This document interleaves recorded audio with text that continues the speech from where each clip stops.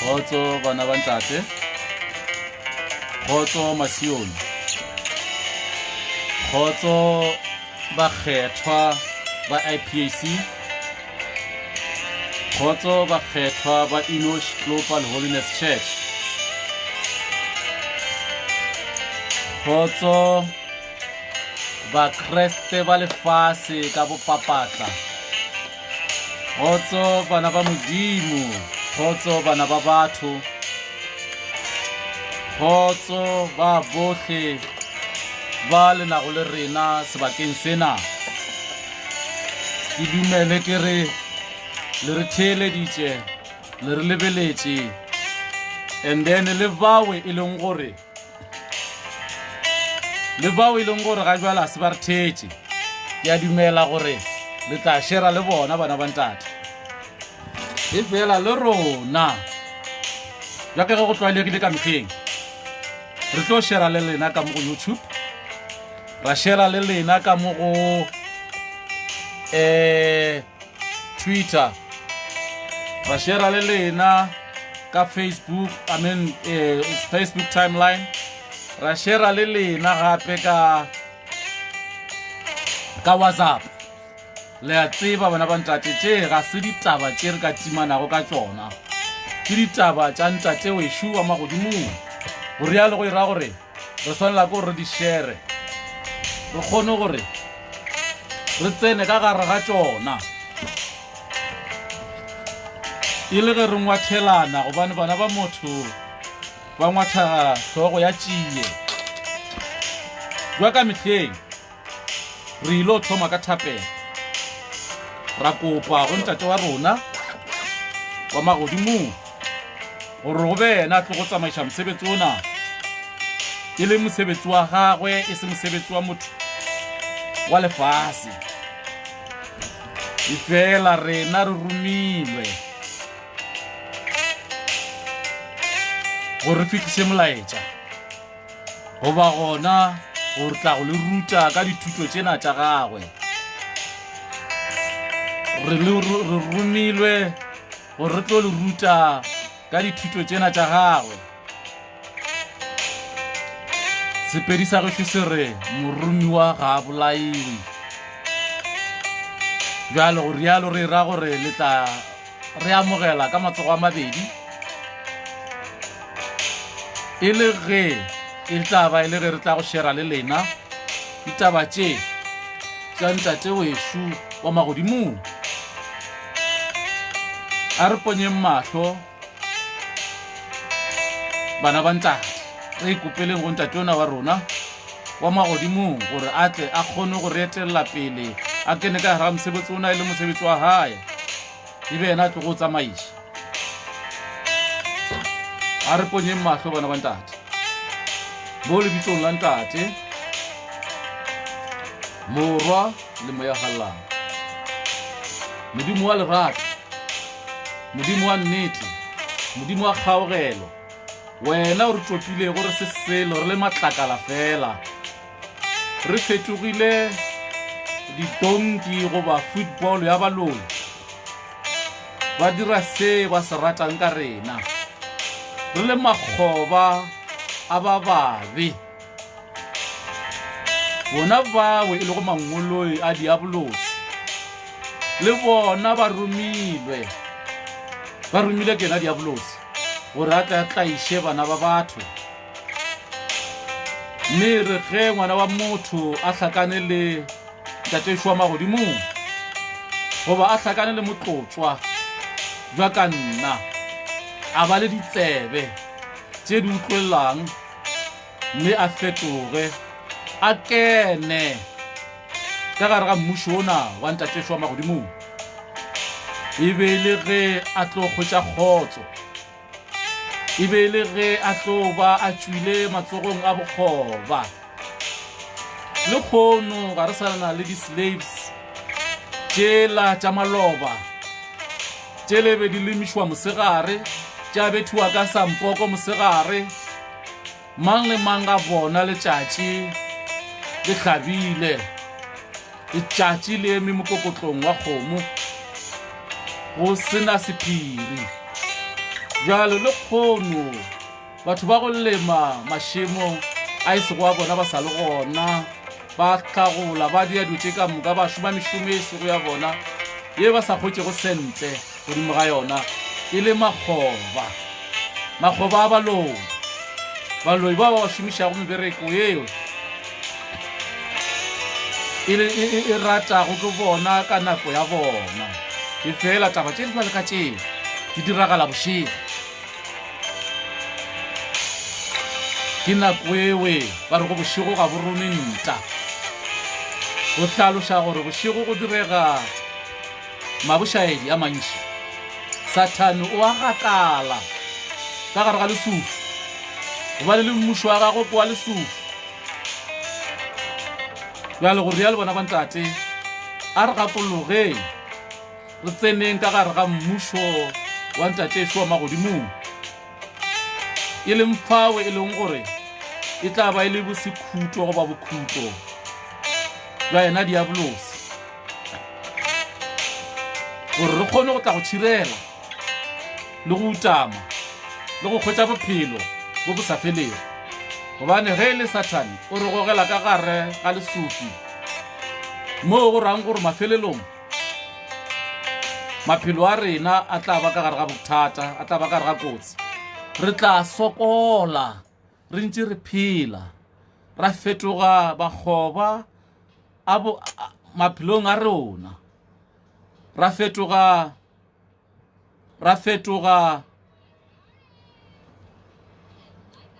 makgoba maphelong a rona wa kgwetša motho a pantita a ntše a phela e le ka morago ga ge a tlaiša ke moloi yowe a romilego ke mang o romile ke ena diabolosi jwalo gore motho a tle a tšwe ka gare ga bothata jo ke gore a tsene ka gare ga mmušo ona e le go mmušo wa ntateešo wa magodimong re šetse re le baletše mangwalo bona ba ntate a wa re go setlaela se re modimo ga teng jwale le kgono ka gare ga thapelo ena le kgono re rata go rapediša balwetše ka moka ga bona ba ba leng dipetlele ka malwetše ya go fapana balwetše ka moka ga bona ba twatši ye e re hlasetšego ye e le go ya corona ye e hlasetšego lefase ka bopepetla mme ge e le ge ke sa rate go lebala go le hlalošetša gore e rile pele ga ge e hlaba mokgoši go hlabiwa mokgoši wa corona ka gare ga republic yena ya South Africa re pele ga ge re tla kwa ka bolwetši bona bja corona ka gare ga republic yena ya South Africa modimo wa ka e le go modimo wa inoši a nlaela a re ke tsamaye dithabeng tša gago tše pedi ke yo rapela e leng thaba tše yang kgethetšeng tsona tše pedi ye nngwe le go ka thukong ya Pegasport ye nngwe le ka thuko ya Giyani go dirile ge ke tsoga ka swara leeto ka e rapela ba ka ge ke laetšwe mme ge e le ge go se go akwagala bolwetši bona bja corona ke itumela go feleletše gore ka gare ga taba tše modimo wa ka e be le ge a nyaka gore ke rapediše bolwetši bona ba corona ke ka moo le ga jwalo ka mo South Africa go senke jwana mabo ipha maatla go swala dinaga tše dingwe e fela go a batamela gobane mmušo wa rona wo re dumelang gore le ona o šoma ka guideline ya ntate wa rona wa magodimong o a leka e fela ditsebe di no se be gona magareng ga rona gore re kgone go latela ka fao ba re rutang ka gona le ka fao ba re laelang gore dire ka gona jwale gore rialo bana ba ntate a re gakologeng re lateleng ka moo mmušo wa rena o re eletša re dire ka gona jaka ge ke le tlhalošeditše le maloba gore te re kgone go hwetša tšhireletšo. Modimo o re file megopolo gore re kgone go tseba go te tšhireletša go feta mogopolo wa phoofolo ya maoto a mane yeo e senago le monagano wa go te tšhireletša. Go rialo bana ba ntate, a re tseneng ka gare ga di-advice, ka gare ga maele ka moka ga ona re a kgwetšago go batlotswa ba modimo, go baruti, go baprista, go reverent ka moka. Re tšee maele a re a kgwetšang ga di-nurse, ga di-doctor, ga mmušo, di-officials tša mmušo bjalo, mme le go rapela re rapeleng gore re tle re kgone go bolokega. Ke ka moo re go le kgono re rapediša balwetši ka moka ga bona ba ba lego ka gare ga dipetlele. Re rapediša balwetši ka moka ga bona ba ba lwalang ba le ka magae. Ga re rapediše South Africa fela, re rapediša lefase ka bopepetla, gobane bana ba motho, bana ba batho ba ba hlokofalago lefase ka bopepetla, bana ba batho ba ba jwago lefase ka lepepetla ke bana ba Modimo ka moka ga bona. Fela bano ba gakanegile ge ba fitlha lefaseng mona, ba tšea ditsela tše šele, ba se sa šala tsela ya ntatešwa magodimong morago. Mara go rialo re a gakololana gore tsebang lefase ka bopepetla le bopile ke Modimo, mme le yena phoofolo e bitswago motho ya hlola ke Modimo ka seswantšho sa gagwe. Phoofolo ena e ratilweng ke yo maatla a e bopa ka seswantšho sa gagwe. Re lehlogonolo jwang goba re wetše ka moga batho, gobane di gona diphoofolo tše di bopilong ka moka ga tšona tša Modimo, di fela ga di swantšha ka yena, di fela re ga fihla ga motho a mo swantšha ka yena. Bjalo go bontšha gabotse gore ba lehlogonolo go rialo re be re swanela gore re mošale morago ka dinako ka moka,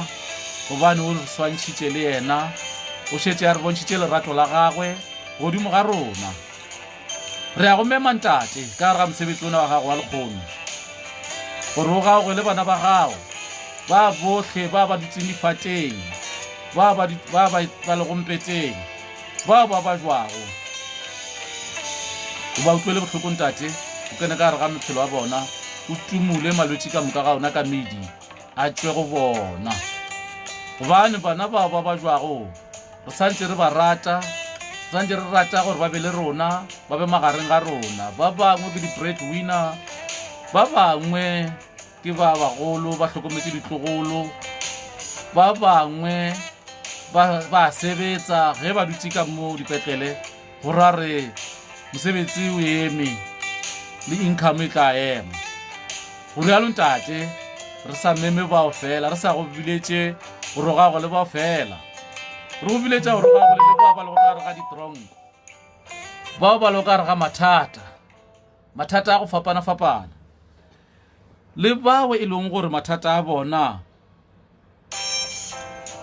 a se awe a mago tše re di boletšego, ke a mangwe ao a ikemego ka theko godimo ga tše re di bolelago. Ba gaogele ntate,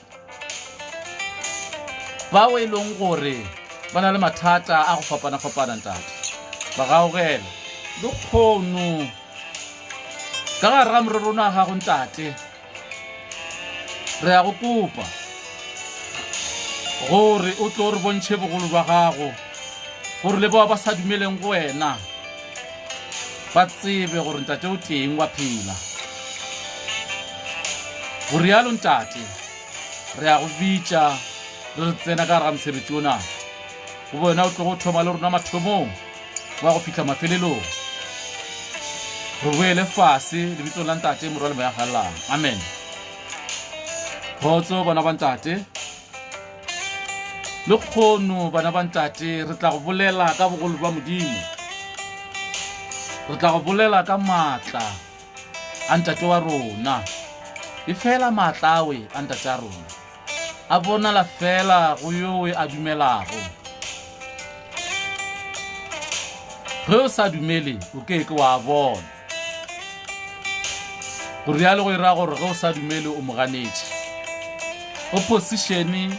ya go agreea ke deny ke go gana jalo yo a sa dumeleng gore modimo teng a sa dumeleng gore modimo o na le maatla ke ena yowe a le go moganetše bona malobanyana mo re boletše ka lengwalo la re se tlatla se re modimo ga teng e fela le kgono re tla go bolela ka lengwalo leo le tsamaišanago le lona lewe lengwalo re tlo go bolela ka lona le kgono ke leo le tumišago bogolo ba modimo ke leo le dumelago gore ge o dumela ga o ntatešo wa magodimong modimo ona a phelago modimo wa magodimong o tla go tšhireletša o tla ba le wena ka dinako ka moka o ka thetšwa mme o tla tsoga ge o dumela go ntate ona wa magodimong e fela ga o sa dumele go yena wa thetšwa wa o tla ba o wetše sa ruri go rialo bona ba ntate re rata go hlaloša gore motho mang kapa mang yo a tshepang gore modimo o teng e le go ntatešo wa magodimong ke yo a tlo go bolokega e re ko go phošolle ke re pastor wa gago o go boditše maaka a re morena Jesu ke modimo ene wena o rapela morena Jesu sebakeng sa go rapela modimo modimo yo e le go ntatago morena Jesu o nkutlwe ntate o nkutlwe ngwana ntate rena faka mo inoši ga re rapele morena Jesu ene ga re re morena Jesu ga se morwa wa modimo re a dumela gore morena Jesu ke Mesia morena Jesu ke motlotlo wa modimo le yena o hlalošitše jwalo ka molomo wa gagwe a gona tšatši le morena Jesu e le go a ema a re ke nna modimo ka dinako ka moka o ba re phošolla a re a bolela ka ntate wagwe wa magodimong bona o ka no ba o tseba mangwalo a mangwe a go fapana a go gakantšhitšego mara bjalo gore o tshagakane ga o ya pele tsamaya mo go Johana 13 o bale verse 16 e tla go hlalošetša mo morena Jesu wa go ba bolela ka boyena gore yena ga se yo mogolo go modimo go yo a mo romilego bona o ka no ba o tseba mangwalo a mangwe wa badilego wa se kwešiše ka re morena Jesu e ba bolela ka dika ka dinako ka moka bjale go bolela ka dika ga gagwe a ka no ba go timeditše o sa mokwa gore o nyaka go hlaloša gore ke eng gore o tlo o gakololege lekgono tsamaya mo go Johana 13 verse 20 o re ga o bala Johana 13 verse 20 ke mo o tla go kwa morena Jesu a bolela ka molomo wa gagwe a hlaloša ka bogolo jwa ntate wa go wa magodimong jo a ka kgonang go bojwala go motho mang kapa mang ya ka moroma go lefaseng e le motlotlo wa gagwe e sego ga gagwe fela e le morena Jesu e fela ga mang le mang ye modimo a ka mo kgethago a moroma jwa ka bontate Masetse yo a bolela go fa le wena a re mang kapa mang yo a romago ke ntate wa magodimong o tla go phethagatša mosebetsi wa ntate wa magodimong ga ke a ba ka godimo ga ntate wa magodimong e fela o tla ba ntate wa magodimo a le mo go yena le yena a le go ntate wa magodimong go rialo e tla ba e le ge a dira seo ntate wa magodimong a mo romilego gore a tlo se dira jwalo go rialo ke hlaloša gore ge o ile gape mo go Johana 13 verse 31 to 32 ke mo morena Jesu a tlaleletšago taba ye gore ga go mang kapa mang yo a ka rego yena a ka epitša modimo goba e phetoša modimo ga go mang kapa mang yo a le ka godimo ga modimo go akaretša le yena ke mo a bego a bolela ka Daniel mo morena Jesu a e fa setshwantšho ka yena a re ba bohle ka moka mang kapa mang yo a romilego ke ntatešo o tla ba e le ge ntatešo a le mo go yena ntatešo wa magodimo a le mo go yena goba yena a le kwa go ntatešo wa magodimong mme tše tšohle ka moka a di dirago o tla ba di dira ka morero o phethagatšwago go tšwa go ditaelo tša ntate Yeshua magodimong go rialo ngwana ntate rena re dumela go ntate dumela go modimo yo a phelago dumela go modimo wa magodimong ke yena yo a tlo go dira gore bophelo bja gago bo be le mogao ke yena yo we a tlo go gaogela go ya go sa feleng ga go na motho mang kapa mang yo e leng gore lefatsheng mona a ka kgwetša khutšo e se ge a tlo ba tšhireletše ke ntate Yeshua magodimong gobane ngaka ya ditaola e ke ya go tšhireletša ka dihlare tše go filego gore tla go tšhireletša bophelo ke bja modimo ke fela modimo a ka go tšhireletšago ge modimo a ka tšwa mo go wena Sathane o tla go tšea molloi e le go lengwelo la Sathane o tla go tšea gobane ngaka ya sepetlele e ke ya go tšhireletša tšhireletšo ke ya modimo yona e tla go fa a sort of first aid gore tše ba go fa go tšona ke tša thušo ya pele e le ge o sa filwe sebaka sa gore kotame o rapele o kgopele ntate Yeshua magodimong yo a tlo go fa bophelo a go tšhireletša gobane moapostolo wa dikereke tša dithapo tša seketlelo sa Nthubu a ke a go fa bophelo ke bja ntate Yeshua magodimong ke re moprofeta kapa mang a ke a go fa bophelo ke bja modimo go bona o tšhireletšegile o seke wa tumiša motho wa lefase bao bontši ba bona ba hlankelago moya e mebe goba mebušo e mebe go wa ka Habakuku 2 wa re go tšhireleditše leboga ntate Yeshua magodimong o tse gore ke ena go tšhireleditšego yes of course a ka roma motlotswa wa gagwe go tla go rapela le wena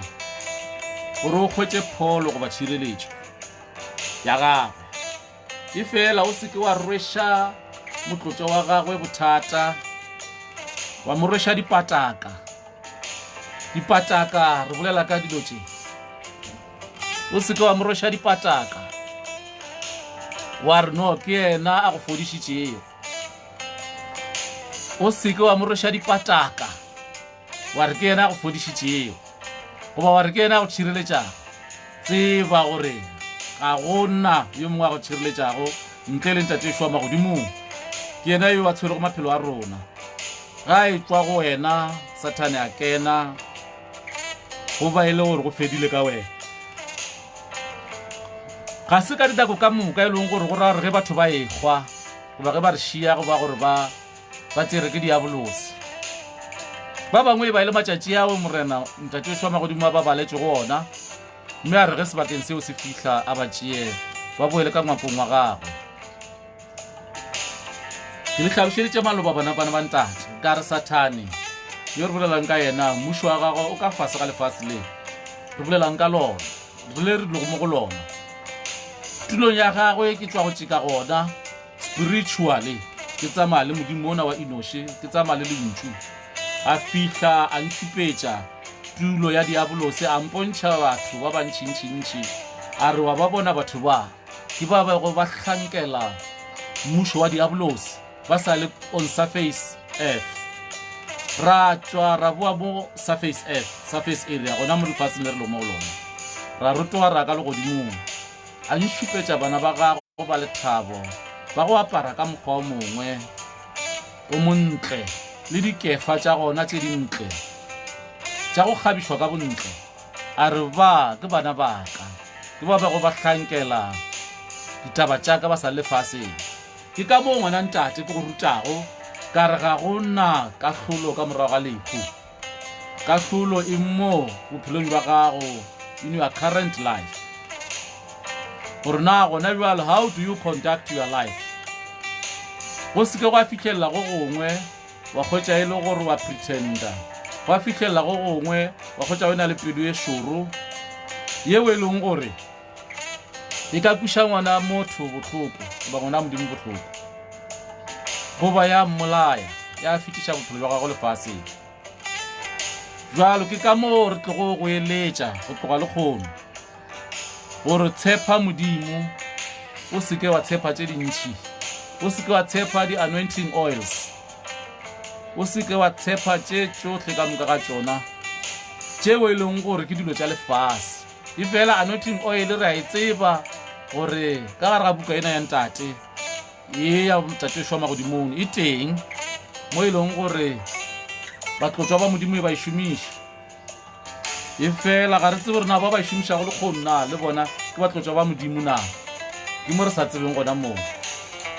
e fela dumela ngwana ntate ke re ga go nna motho ko akaretša le nna yo we a ka tšhiretšago bophelo ba gago ge e seng tate wešo wa magodimong e sego motho wa lefase le ge e ka ba motlotswa e fela rena re le batlotswa ba ntate re ka go rapelela ka ntate wešo wa magodimong wa fola e sego ka nna ka ntate wešo wa magodimong wa fola ke ra gore o gakologe ngwana ntate e fela o seke wa re go fodile wa tumiša ntate Masedi wa tumiša yo mongwe yena yo a tlo ba go rateletšwa fola o tumiše yo a go bopilego yo a go tliša mona lefaseng gobane ke yena a ka go fodiša gobane ke yena yo maaka go rialo bana ba ntate re rata go gatelela taba ya gore ga gona yo mogolo godimo ga modimo ga gona yo mogolo e ka ba mobishopo e ka ba mang kapa mang e ka ba mo-comforter e ka ba mo-advocate ga gona yo mogolo pele ga modimo ba bohle ka moka re submita go yena ke ra ba o re ipitšang gore bana ba gago ga ke bolele le ba ga Satane o seke wa lebala ngwana ntate molodi wo o kwago mo ke re ya go boka wo e leng gore ke ries ya rena ya ma-Enos Global Holiness Church bjale ka ries ena re kgethile gore re gape mošomo ona gore re kgone go tla gore re go phološe ka gare ga bothata jo le go ka re ga jona re re ntate wešo wa magodimong phološa bana ba gago ba bohle ba ba lo ka re ga mathata ao e leng gore a tseba ko wena ga jwalo mo sephiring le bona dipelong tša bona re re ntate wešo wa magodimong a go fiša pholo mo go bana ba gago bawe e leng gore ba nyaka thušo go tswa go wena ba lebalele melato ya bona ye ba e tsebang le ba sa e tsebeng gobane go ka ba balla melato ba ke ba bona pholo ya gago di fela ra e tebogela go menagane gore bana ba rona ba kgwetše go ena le batlotswa go ena le baruti go na le di-reverend go na le di-priest tše di ba eletšago ka leina la gago letšatši ka letšatši gore ba seke ba kgaogana le wena ba dule ba le ka fase ga taelo ya gago ba dule ba le ka fase ga tšhireletšo ya gago ba dule ba ikgokagantšhitše le wena jalo le kgono re ilo tsena ka gare ga buka ya rena yeo e leng gore e tlo re gakolola ya tlaleletša seo e leng gore ke be ke se bolela le kgono ga re ilo telefa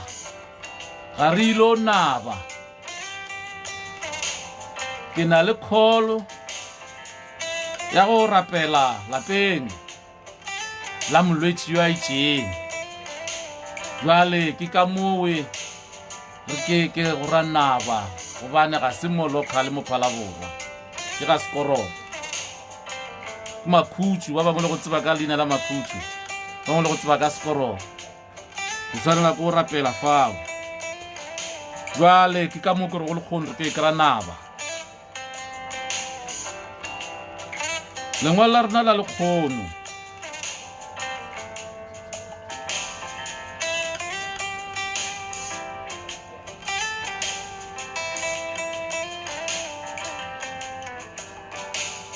lengwalo la rena la lekgono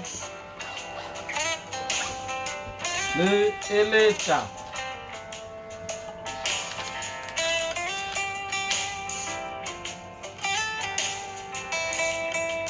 le re eletša ka fao re tshwanelang gore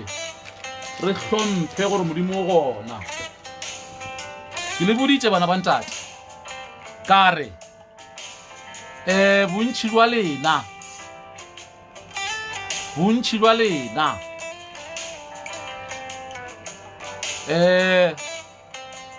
le dumela gore modimo o gona ge fela le le mo difateng ge re se mo difateng le tumiša dingaka sebakeng sa go tumiša modimo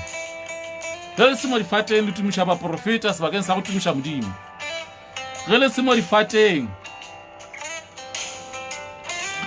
le tumiša baapostolo sebakeng sa go tumiša modimo ga ke bolele ka maapostolo a la ba tsamaya le morena Jesu ke bolela ka maapostolo ba lefase ba seketelo sa nthubu le tumiša bona sebakeng sa go tumiša modimo bula ditsebe ngwana ntate ke re ga gona motho ga gona motlotswa ga gona morena Jesu wa go ba ka godimo ga modimo morena Jesu ke motlotswa wa modimo motho mang kapa mang ka fase ga modimo ene ga gona motho goba motlotswa goba morena Jesu wa go ba le maatla a go feta modimo gobane morena Jesu o tlhalošitše go tšwana 13 go di-quotation tše ke šetse go lefele tšona go di-verse tše ke lefele go tšona gore ga gona yo a lego ka godimo ga ntate o šoma godimong le ge a ka ba romile ke yena le ge morena Jesu a tlhalošitše gabotse gore ntate o šoma godimong a ka ba mo go motho yowe e fela ga go tlhaloše gore motho yowe o ka godimo ga yo a mo romilego go diragala jwale bana ba ntate e reng ke lefe mohlala wa kgausi go bontšha gore modimo o na le maatla nyaka go fa mohlala wa kgausi fela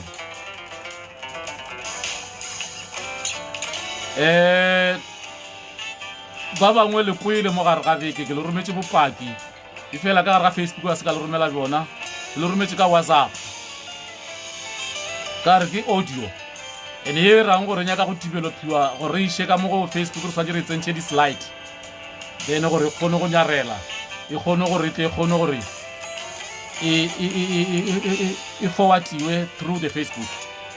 ka re audio ga e tsene ge e sena di-slide goba ge e se video a kere le a tseba Facebook o nyaka video wala ge e le audio e nyaka gore re supplement ka di-slide gore tsene le bokule bopaki jwa ngwana wa ntate yo a sa tsene go kereke le rena jo a pakilego ka bogolo jwa modimo wa Enoch Global Holiness Church a re o tshwenya ke high blood maotsogo le ene a dula a tshwere ke di-grande e fela nna ke itsege ke mmitša gobane a ile a founa re kgopela mošomo wa go invigilate ka re ge ke mmitša ke re tla o tlo re thuša a fitlha mola cleaner bona ngwana ntate ke tlhalositše gabotse ka re kereke ena ya Enoch Global Holiness Church e tseniwa mo sekolong sa ntate Masete sa private school se ga jwalo se lego ka Phalaborwa mo R40 se lego mo R40 ka mothoko ya industrial ka mothoko ya Marula Lapa bona ba le tseba go Phalaborwa le a tseba gore ke bolela mo kae go tloga mo fourway ya ga Makoshane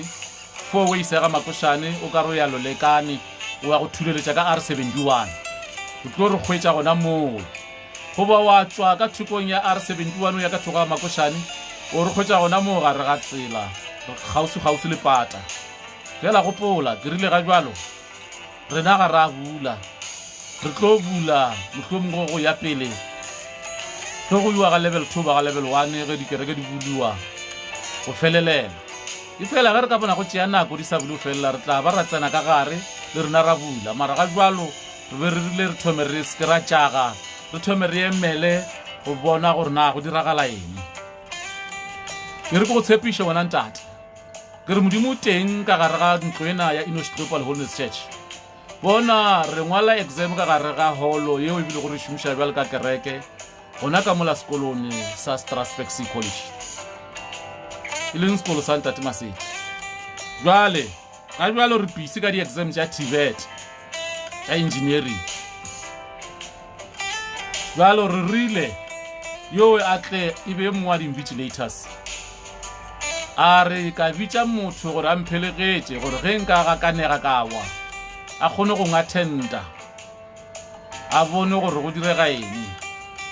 bona a re ke be ke lakalela gore ke ye motswadi wa ka yo a ntswetšego a re tsamaya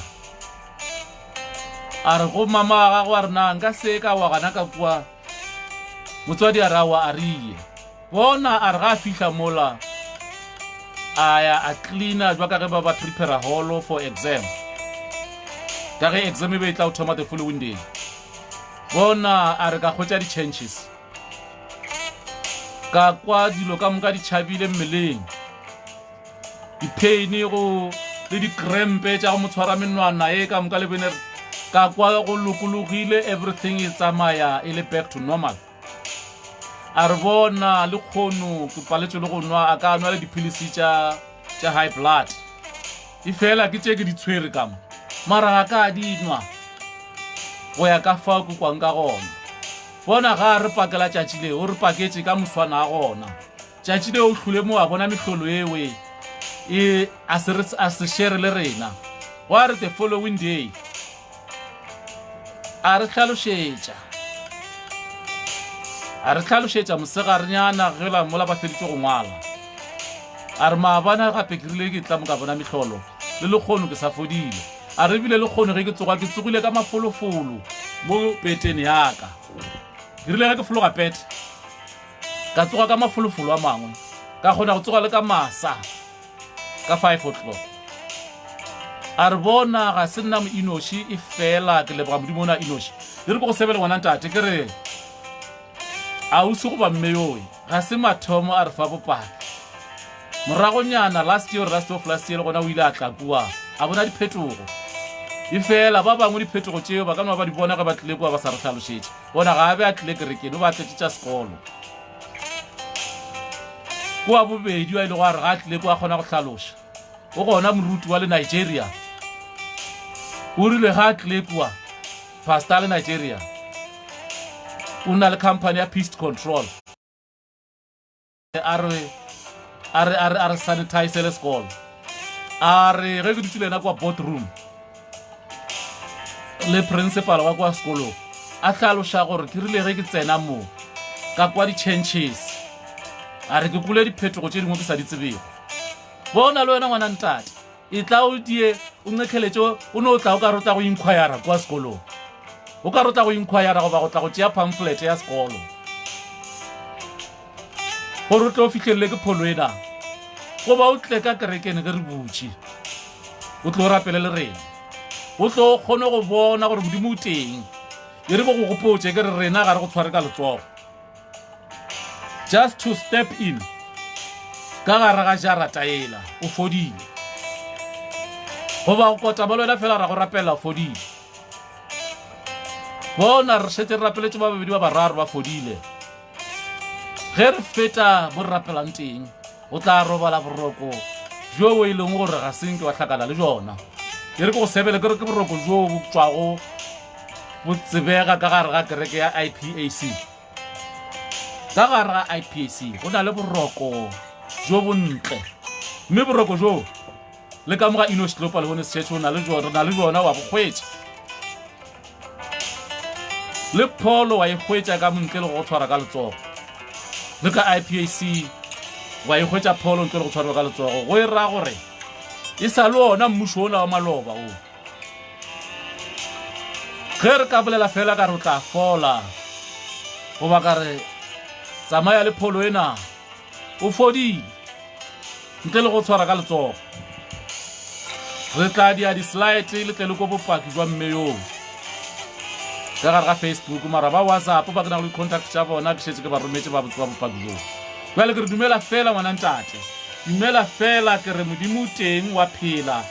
e fela go kgoši mpa e tletse o ka nna wa moroga e le ge o sa dumele gore o teng e fela go bona go file mmereko o bereka o ka nna wa mohlanogela ba gona bana ba modimo ba e leng gore ge ba se ba bereka ba nyaka mošomo ba kgolofela tsela tša ntate o šwa magodimong ba tsamaya ka tšona e fela ba re ge ba thoma ba kgwetša mmereko ba wele ka kua go Sathane ba kgaogane le ena ba thome go itirela tša manyala e re go hlalošitse bona ntate ke re kwa Mozambique bana ba ntate ba ka kwa go IPAC ba kgona go nyala ba sa na le bo 20 years jalo rena ma South African ne re ntse re makala mara ge go diragala jalo e be le ge ba nyaka go tswa ka gare ga sebe ga ba nyaka gore ba utswe ga ba nyaka botswa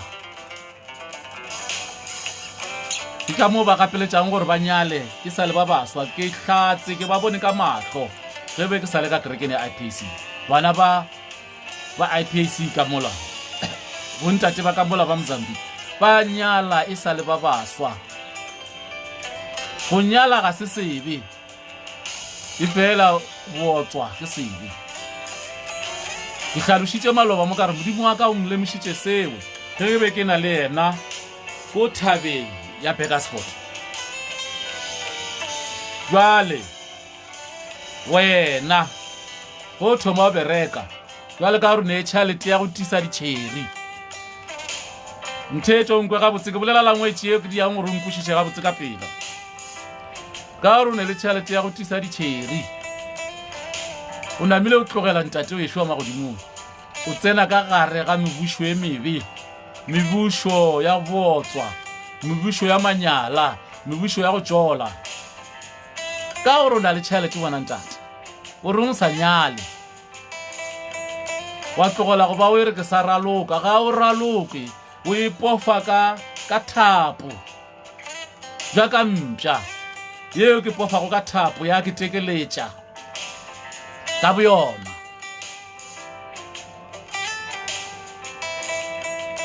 ga se go raloka ke go ipofa ka thapo you are killing yourself gore o te thata ka o te raunta ka thapo yeo e leng gore mafelelong e tla go lekeletša jwale ka mpša jwale go rialo re go wena re re modimo o na go gaogela bona o opa ke hlogo ka baka la girlfriend bona o tšea o commita suicide ka baka la girlfriend o tšee sethunya o thuntšhe ya girlfriend o be o te thuntše bona o tšea thapo o ye o te tekeletše ka baka la go fapana le girlfriend o wona mohlanko mongwe o kile a bereka mo go nna mo ke yena yo wa go penta ntlo yaka ke yena yo wa go tšhela ceiling ya ntlo yaka ke yena go tšhela tiles ya mofase ya ntlo yaka ge re bolela bjalo o ile molete mohlaela thupa ka gore o te tekeleditše a fapane le girlfriend ya gago ka mothoko ya bogiane jwale ngwana ntate ke ka madimabe gore o re ge o bošetše modimo morago o re go thoma o bereka o aroge o tšwe go tsela ya modimo o ye go thoma taba tša manyala ditaba tšeo e leng gore di go gapela moleteng wa leswisi moleteng wo e leng gore go o tsene ka gare ga ona ke molete wa dihele o ka se sa tšwa go rialo ngwana ntate re a go lemoša jaaka ge re kgethetšwe o tla go lemoša wena go rialo ngwana ntate go o rekile koloi e rekela go thegola ka yona o se ke wa e rekela gore makgarebe mponeng ba tlo tšea ka moka tšhelete eo makgarebe wa palela le go patela stallment jwala bo tlo tšea ka moka tšhelete eo ya gago wa palela le go patela stallment makgarebe ao ba tlo go iša ka dishopong tša go tura wa ba rekela dikobo wa bula di-account wa palela go patela stallment go šala o e re o tlo thoma motse wa ba o tsene ka gare ga biro o tsene go fitlha ka megolo o ile wa ga jwane ntlo o tlo no ganela mo fletsene gape fletsene ga ba nyake go tseba gore o biro go ba ene ba nyaka fela o ntšhe deposit then o tsene o dule kwa go yona o tlo no ganela mo di-quartersene ka morago ka di-bedroom 7 years o belega bana o le ka mo di-quartersene o sena ntlo ya gago o ka seage ka gore o ka gare ga biro le wena wa lekgarebe o reng o thoma go bereka wa thoma go tshwara kwa le kwa dia dio tše dintši o tsena ka gare ga dikoloto mohla o kgwetša lenyalo o kgwetša ntate o biro le wena o biro le ka seage lepokisi la gago le yo ya ka kwa ga geno re ka se tliše mo di-quarters re ka se le tliše mo fletseng a kore bo sene ka ga gago stand se o tlogo se kgona sa kwa magošing ka ra se turu mme gona moo o tlo kgona go aga thurum goba re tla le tliša gana mo thurum na re tsela jalo tsela she dumela go ntate ešo wa magodimong o tsamaya ka tsela ya gagwe go bena tlogo go gaeta go bena tlogo go hlahla gore o seke wa dula o fetogile ngwana ka dinako ka moka o tsebe gore bongwana bo fitlhile ke tsene kgatong e nngwe yeo go swantse go dira ditaba tša go itukišetša bokamosong jwa ka go itukišetša go lapa laka bona batswadi ba gago ba tšere maikarabelo a bona ba go godiša go fitlha mo fitlhileng teng jalo go a swanela gore le wena o thome go lokišetša bana ba gago o lokišetše lapa la gago o lokišetše mme wa gago o lokišetše bana ba gago o keke wa di kgona dio tše ngwana ntate go se ka gare ga modimo gobane yo mobe le yena a ka go šira yo mobe le yena a ka go gakantšha yo mobe le yena a ka go tšhela lesufi yo mobe le yena a ka dira gore o gakanege a tšea mogopolo wa gago a ya o tšhela ka gare ga pitša jaka ge ke tlhalošitše maloba mo go dithuto tša ka tše dingwe gore modimo o tsamaile le nna lentšu le tsamaile le nna gona kua ke tswang gona kua villageng ya gešo Madeira village la pota le nna la fitlha motseng o itšeng gausi le toilet ya go agwa ka lesenke ka morago ga toilet eo lentšu la re epa fa ge ke epa fa o ka kgotša pitša e kgolo ka gare ga pitša ena la re bula ka kgotša go ena le dihulu tša dikhala tša go fapana di khouthule ka makhura a ke sa tsebe gore ke ya eng di fiša lentšu la re mo go nna la re wa di bona dilo tše ga se dihulu ke megopolo ya batho e epetše ke semammang ge ke tlo re ke a retologa ke lebelela ka ntle ga jarata ya bo semammang ka mmona eme ka ntle ga jarata a ena le ngwane o monnyana wa lekgarebe semamma yo le ena ke motho wa mme a thoma go lwa le nna magically e fela ntwa e be go le šoro ngwana ntate e seng ke ra tshwarana ka matsogo ba e berelwa at a distance a le kua ke le ka mogagapo gore e feletše ka ya ke tsebe ngwana ntate nke ke ka go botša maaka ge ba go be go fentše ene ke tla go botša goba go fentše ene ke tla go botša go swana le gana jale nka go botša ka re yo mongwe wa motlotswa jwa ka nna gorile 2 years before a tlo tsamaya ka mmona a elwa le moleko go le dikereke tša go fapana ba computer gore ba nyaka go bona gore wa maatla ko ofe moleko wa re go nyarela wa nyarela jwale ka solo seo be se khuba mara se le jwale ka letswai se tswa ka thoko a north se le bantšhe ka south sa le bana le ena lentšu la re ga go thome wena a re ga le bana le solo seo mara se bontšha gore ba re ke moleko sa mo fenya 2 years later ke ge a tloga a apola kobo ka lefaseng la ka keno re leng go lona jwale le nna ke le motlotswa benge ke ka go botsa maka be ke tla go botsa ka re ge ba le nna be ke tla ba ke fentšwe moo be ke tla go botsa ka re ke fentšwe ditaba ke tse dingata bana ba ntate e fela re ke ra le botsa tsona ka moka ga tsona ra fetša fela letšatšing la lekgono re rata go hlaloša gore batho ba swanetse ba tsebe gore modimo o teng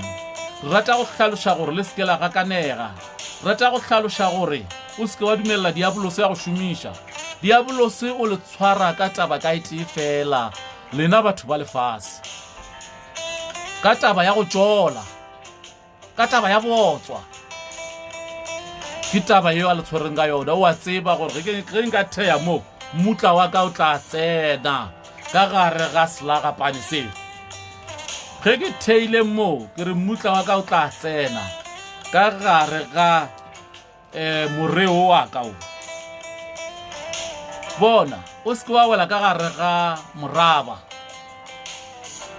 moraba goba molabo o theile go ke diabolose mme a re ga e tla go wena a se tle ka sebopego sa gagwe a tla ka sebopego sa motho o re ge le wena motho wa ntate diabolose a tle ka sebopego sa lekgarebe go wena a kene ka gare ga bophelo jwa gago a bo šikintšhe a fetše ka wena bona o re go le wena motho wa lekgarebe diabolose a tsene ka motho wa ntate ka motho wa lesogana a tsene ka gare ga bophelo jwa gago a bo šikintšhe o šale o le lefela a go je tše tsohle ka moka ga tšona o šale o le thini ye rasago thini e leng gore e dira lešata kore o šale o sa tlo o le selo o le lefela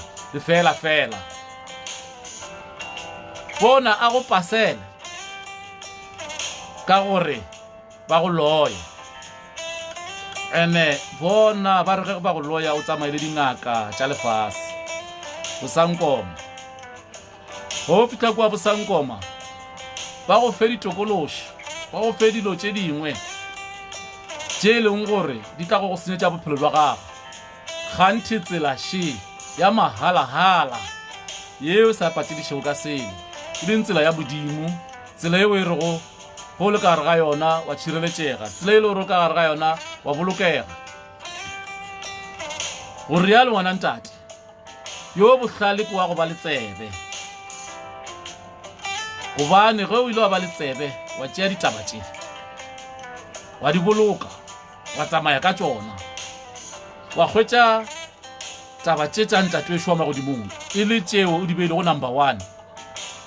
ka gare ga list ya gago ya di-priority wa di bea number 1 ke ya go tshepiša bona ntate o tla phela ka lethabo ke ya go tshepiša bona ntate o tla phela ka kgaogelo wa tshwenya ke selo o keke wa tshwenya ke selo bophelong jwa gago ke ya go tshepiša jwalo ngwana ntate lengwalo la lekgono ke le le tlo gore gakolola la tlaleletša ditaba tše re be re di bolela mo le kerega mo go pisa le mo 16 le hlogo ya lengwalo e re lethabo la ye a kgolofelago modimo lethabo la yo a kgolofelago modimo bona ngwana ntate go ra gore go kgolofela modimo o tla hwetša lethabo go ra gore go kgolofela modimo o tla ba wa lehlogonolo go ira gore go kgolofela modimo o tla nna o thabile bophelong jwa gago ka dinako ka moka jwa ke ge ke šetse ke hlalošitše jwalo a re kweng lethabo la yo o kgolofelago modimo gore lona ke le le jwang gore lona go bolelwang ka lona yona e balega ka tsela ena modimo ntate gobane ke khutša ka wena morena ke morerile ka re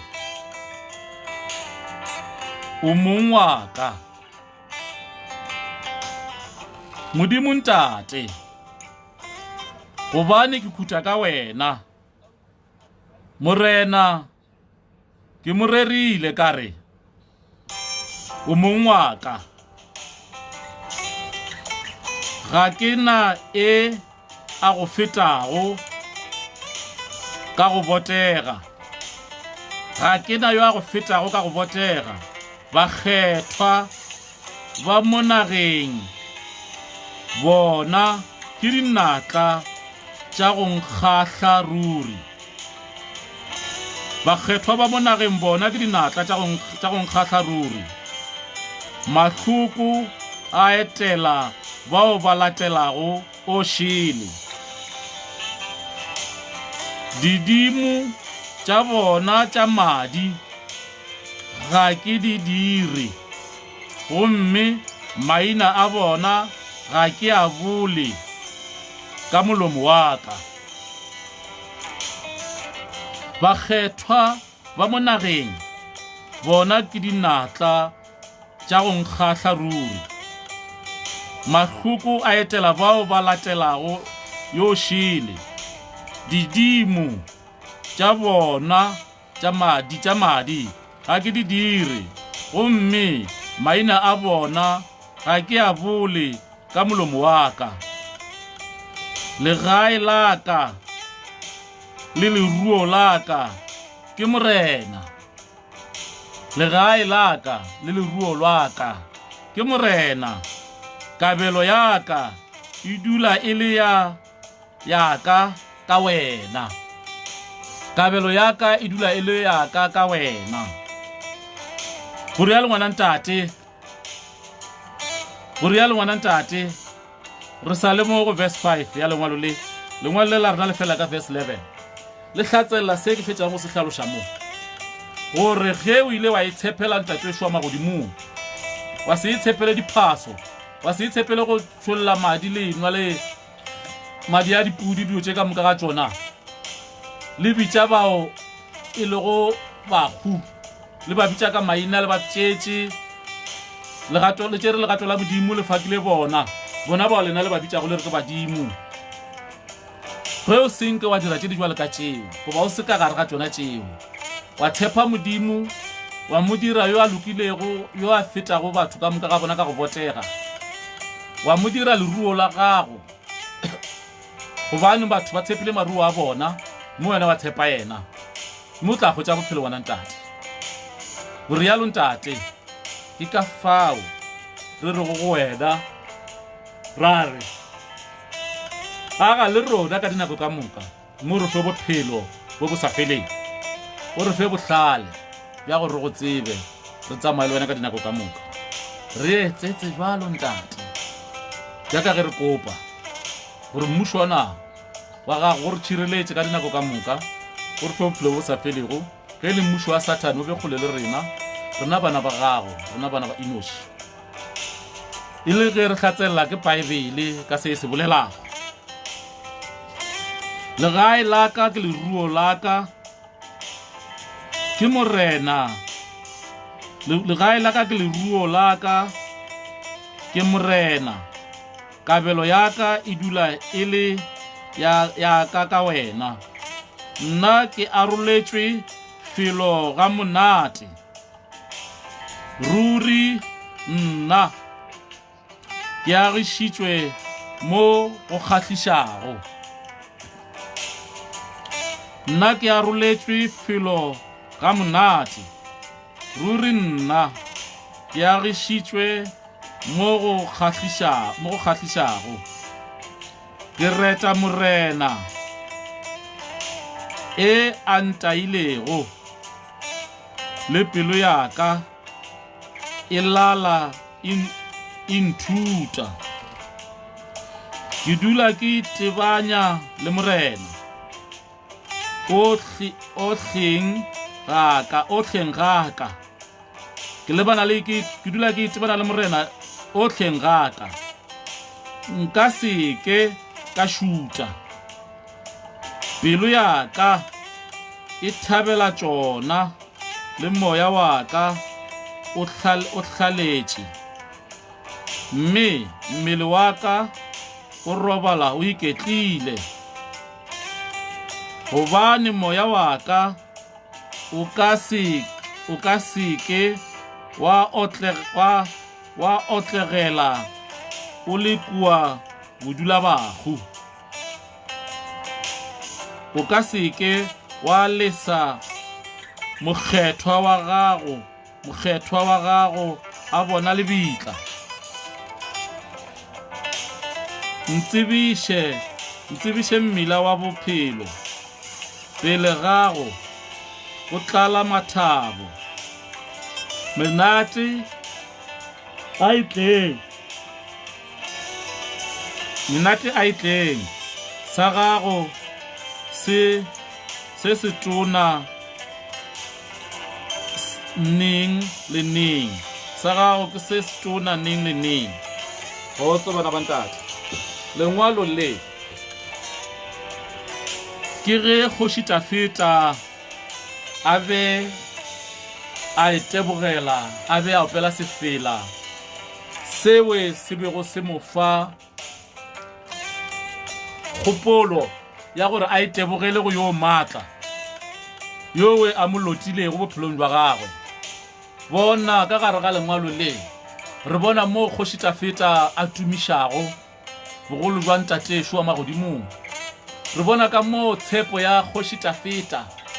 e dutšeng magubeng le magetleng a ntate wa rena wa magodimong. Re bona ka mo Kgoši Tafeta a re bontšhago tshepo ya gagwe go bogolo jwa Modimo e le go ntate wa rena wa magodimong. Re bona mowe motho yo bohlale e leng Kgoši Tafeta yo e bile go yo mongwe wa dikgoši tše bohlale ka gare ga Baebele. Yena yo a ile go a re go tshepa Modimo a feleletša a ntšha polelo a re ge le Kgoši Tafeta ke tla mo hlogonolofatša le batlogolo ba go le ditlogolokhupu tša gagwe gore ka dinako ka moka e be baetapele ba ditšhaba. Jalo le bona Bokgoši Borena Jesu le bona Bokgoši Masete re batlogolo ba Tafeta. Sorry bana ba ntate. Re batlogolo ba Tafeta gore yalo re tlile fa ka thungo yeo e pakilego ke Modimo ka sebele gore re tlo tliša tsona tšewe re lefago tsona. Ditaba tše ga tša thoma ga Tafeta, di thomile ga Enoši. Enoši yo e lego morwa wa Seth wa boraro. Seth yo e lego morwa Tafeta, amen, morwa Adama. Go tsene ka gare ga Google o tla checka book of Enoši ke mo tlo go khotša ditaba tše gona. Go nyaka go di khotša ka pela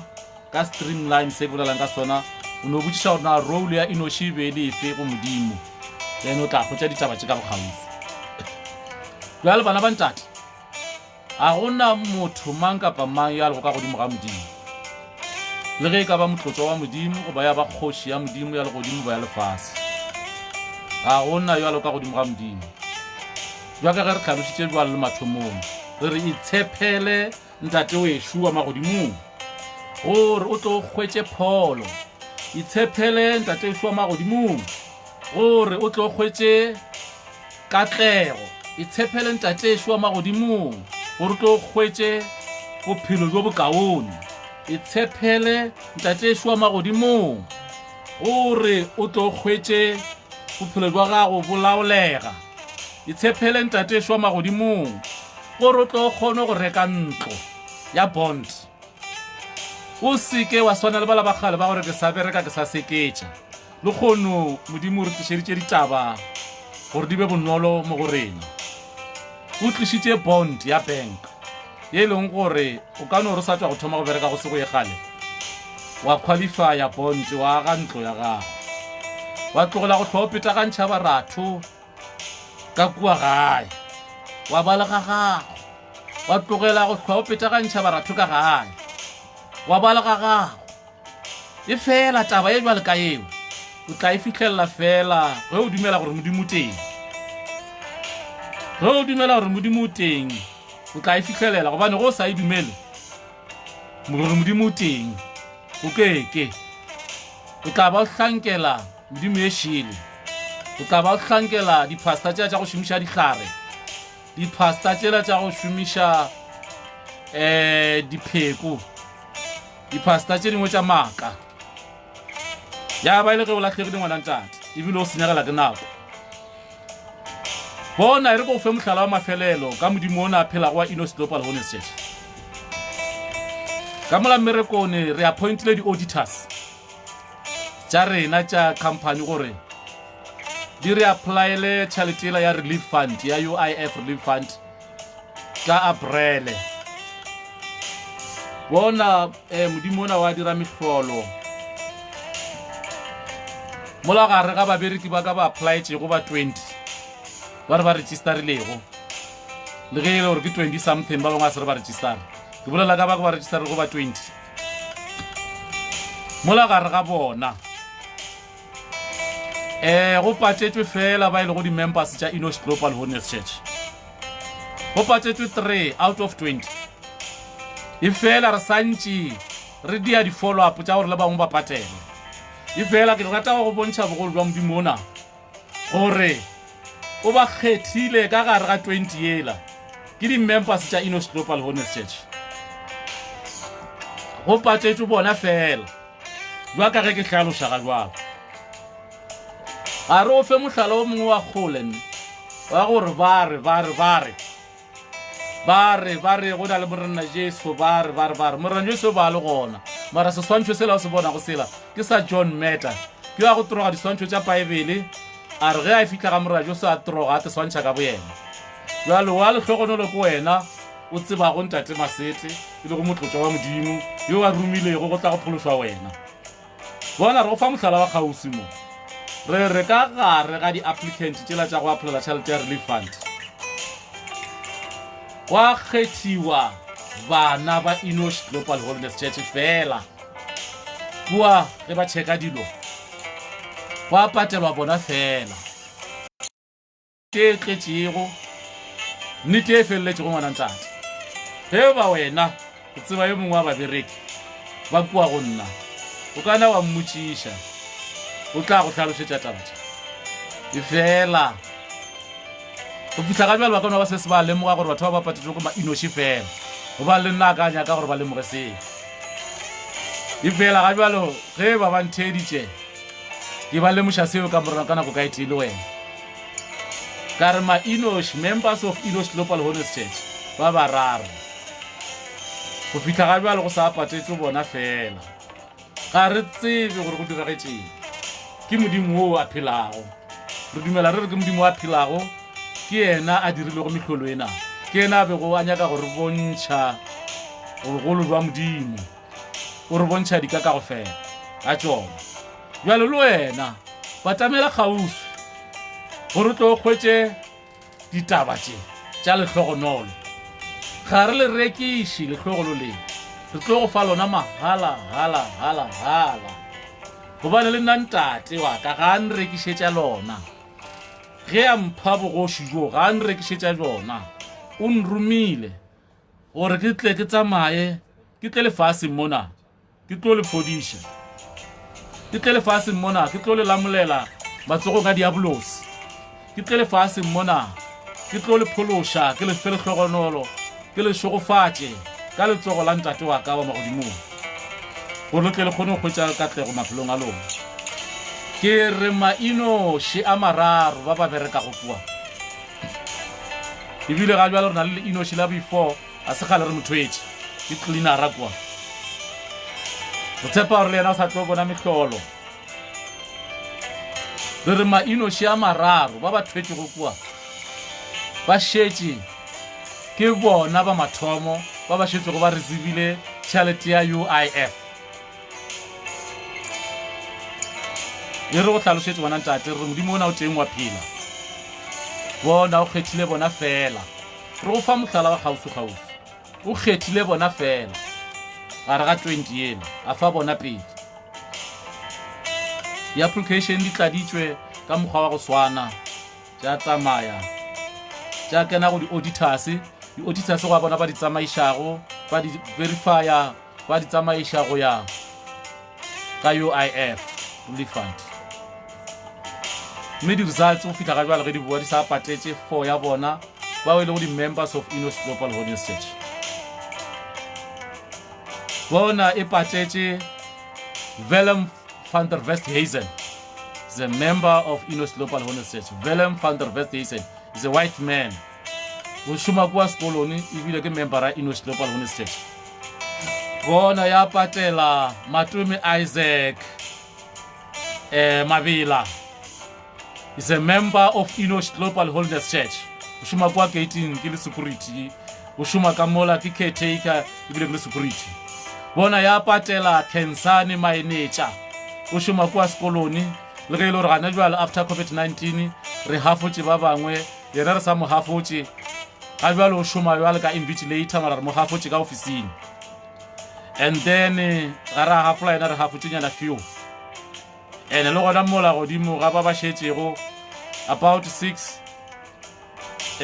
ba šoma part time ga ba sa šoma matšatši ka moka ba šoma 3 days vikela ba šoma 2 days bjalo. Bona re go hlalošetše ke re bolwetši bja COVID jo ke jo bošoro gobane bo affectile economy ya naga.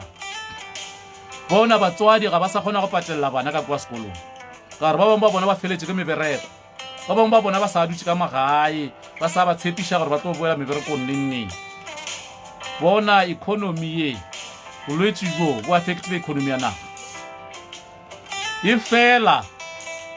ba thoma go di-contract tše di iswa le rena go swana ba Tibet bao ba registerang gana jwale ba tlo go ngwala ka November. Re lekile go ba nolofaletša dilo go ba fa discount. E fela ba e le gore it's just unfortunate ba e leng gore ba šetse ba na le contract le rena ya ngwaga ka moka ga gona ka mo re ka e nolofatšago ka gona inamang se le tshele bana ba ntate mara re le ngwaga o tlago re šetse re le beetse discount e re go fe mohlala re re ngwaga o go thoma mo go grade 4 to 11 ne ba patela 1003 mara then ngwaga o tlago re ba hafoletše go phumula lebadu la le ba le kulego la go tšwa mo go corona re ba patiša 900 from grade 4 to 12 900 and then re go botse re ngwaga o go tloga go baby class go fihla ga grade 3 e be re patediša ngwana ka o tee 900 bjalo go thoma ngwaga go tla gore ba patela 700 re dira jwalo bana ba ntate ke taba ngwaga go tla go fela ya go lefa discount ye ya go lla le lena ya go lefa comfort ya go bontšha gore re lla le lena ka gare ga bothata bja economy. Jwale fela ngwaga wo those who are already contracted for 12 months over 12 months over 6 months those who are already in contract ba di Tibet le ba primary le ba secondary ga gona ka mokgore ka le discount ang ka gona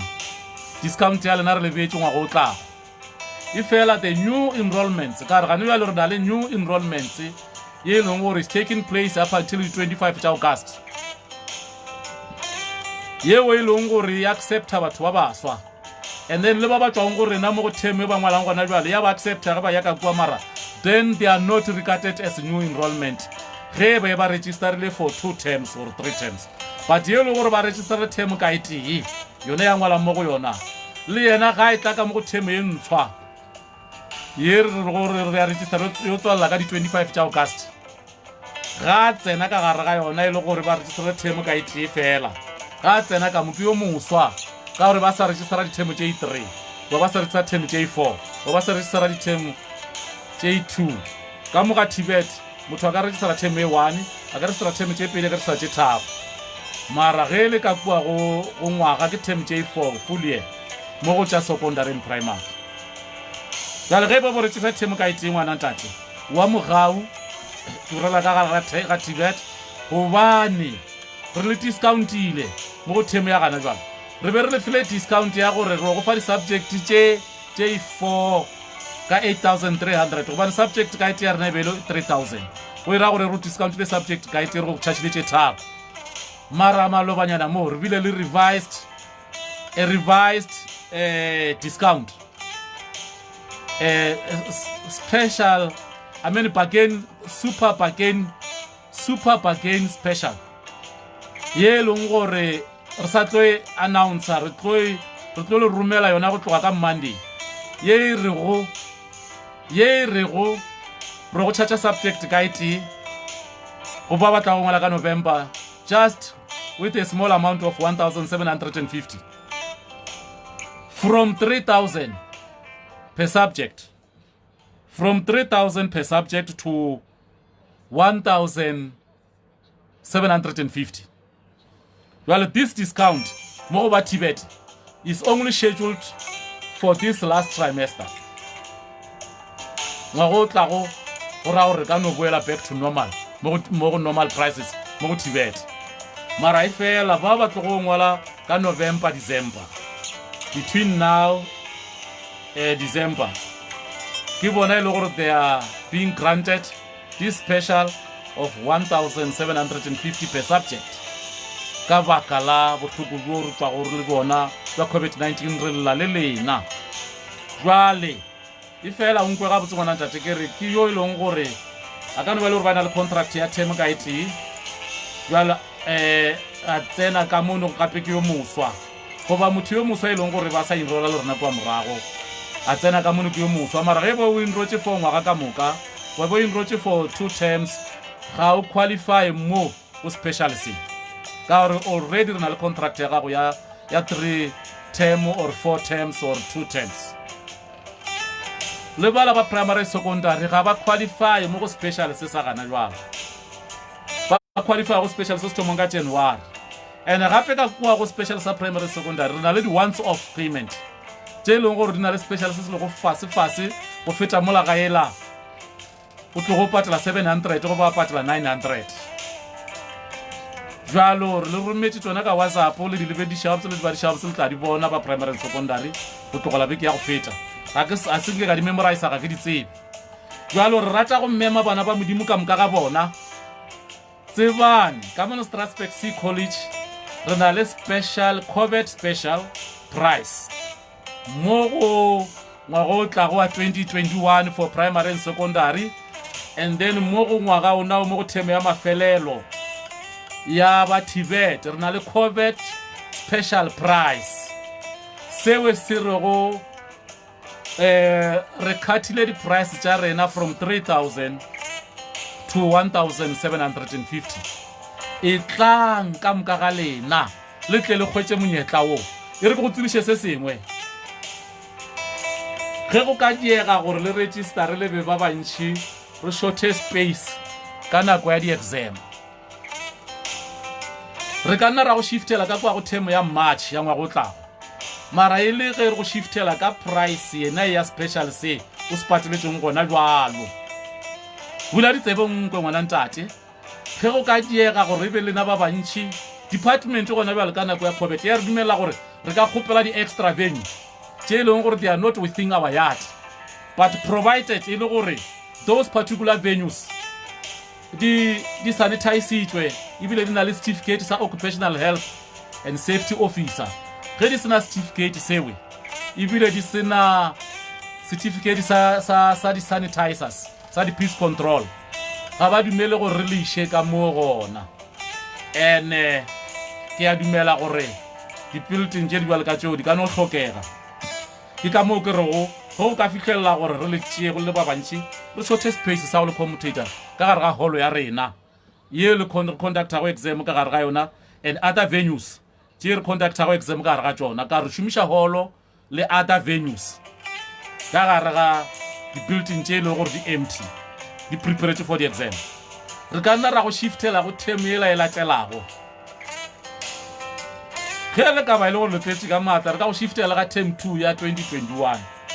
ka price yona ye ya 1,750 but how do we get to this issue? It's a once-off payment, it's a special sa 7,000 ga o patele ka installment, you pay cash in advance. It's whereby you'll be accommodated. Bala ba installment le sane le price ela ya 3,000 wa go patala ka installment le gana jwale ka theme yona e o patala yona 3,000 per subject But if you want to avoid the 3,000 per subject, we do have a COVID special price for this term in terms of TVET students, whereby you will be paying just a mere amount of 1,750 per subject, but at a total of 7,000 if you are doing 4 subjects. If you also want to include the languages, we will still charge you the 2 languages with 1,750, not with 3,000. Then you will add extra 3,500 to the 7,000 to make it 10,500. Jwalo ditaba tše re di bea fa di tlhakana le monyetla wo wa gore tlo thetše ditaba tša ntate šwa magodimong, mme ra tsentšha le ditaba tšeo le tšona di kgola go wena bokamosong jwa gago. Le kgone mo South Africa ga go bonolo gore o kgwetše mmereko o sena dipampiri. Le kgone mo South Africa ga go bonolo gore o tliše se sengwe tafoleng o je o sena dipampiri. Bona bana ba ntate, le se ke la itshenyetša nako ka go ya ka university. Dikhoso tše dingata tša ka kwa university ga di na mmereko. Gakologang le tsene ka gare ga di-TVET college le ruteng di-engineering studies. Those courses, they are more related to mining courses. And then lo pakišetša go kgwetša mmereko ka pela, la ba la kgwetša di-salary mohlomongwe tša go feta, ebile e se go mohlomongwe di-salary tša go feta yena yo la tšwa go ka university. Ka gore di-salary tša ba tšwa go TVET, ge ba etšwa ka TVET ba fetša ba di-artisan, ba fetara ba di-artisan. And go ba artisan a go yo go tšea ngwaga, you know ba gore go ba artisan o be le N2, admission requirements ke N2. And then o ngwale o die practical o die trade o ngwale test that 2 days o pass it mola go trade practically tlo ya go gore na mo ba go traina ngona ba go traina 3 months or ba go traina 1 week na go bo ya kuwa artisan. Mogolo wa gago ke bo 35,000 to 40,000 go le artisan ka kgwedi. Jwalo go la go lekana le lecturer ka kwa university. Bona lecturer ka kwa university go la 40,000, mara o bola go marka di script tše 400. O marka di script tše over 400 per module go la 40,000. Wena o tšwa ka mo technical o marka di script tše 400 wa robala wa relaxa go la 40,000. Go gola go lekana le doctor, a medical doctor, you go la 35 to 40,000. A medical doctor. Ifela ga ke bolele ka yana go le surgery. Yana go le surgery ka gore o dia extra job. Ke yena ya collect go child change kwa go medical. Go mo di medical aid. Mara yo asina go le surgery. O gola bo 40,000. And then when o le ka kwa o gola child ya go le kana le yena o le artisan. Go e ba technician wa motlola. Go e ba technician o tlola lecturer ka kwa university. Go ya go ba what do you call a superintendent. Ga sa go bona ka mosebeletse go ka go bona ka le re thafela. Go ba promotion ka kwa o ba sectional engineer. Go rube sectional engineer o swanyo ba le GCC. And then o tla mo go rena ra go prepare di course tša gona tše o swanyo go passa 50% subject engwe le engwe. Go tloga mola wa registera for enrollment ya GCC ga e sa le gona ka mo go rena e be rena le yona. Ga jwalo government e tšere mo go di private ya ishia ka mo dikolo tša mmušo go di-TVET tša mmušo ya shia per province ya di shia go di-TVET tše pedi. E re ke fe mohlala mo Limpopo province GCC ga jwale e ngwadiwa mo Phalaborwa Mopani College le Seshego campus. Ke mo go kgethiweng gona re ngwadiwa gona fela. Go passitše yewe ko re ko wena ko mang ka nna, you can be appointed as a sectional engineer. Bona re go sebele ngwana ntate. A minimum salary ya motho wa GCC ga šoma kwa mining is between 1.2 to 1.4 million. Gore o gola between 800,000 to 105,000 ka kgwedi kwa di mining. O thoma ka go prepare ka rena mo technical ra go fa di subject tša gona tše di tsamaišana go le GCC. And then GCC e dira ke batho ba mechanical engineering le ba electrical engineering. mara ile ge re go hlophetše di-subject tšewe ka moo di nyakegago ka gona yona GCC yewe ke Department of Labour mara o itliša through Department of Higher Education bona re go sebela ngwana ntate go phasitše GCC yewe ticket ya mafelelo ke ba e bitša Specialized Electrical Installation Code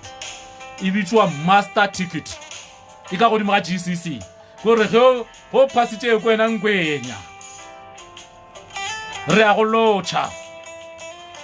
e re go sebele ngwana ntate before re fitla mo ga ewe gona ka mono go re na le di-course ba re ke installation rules the so-called installation rules ke e leng gore go phasitše yona you become a wireman's license gore o na le inspection gore o qualify go ba inspector ya go inspector dintlo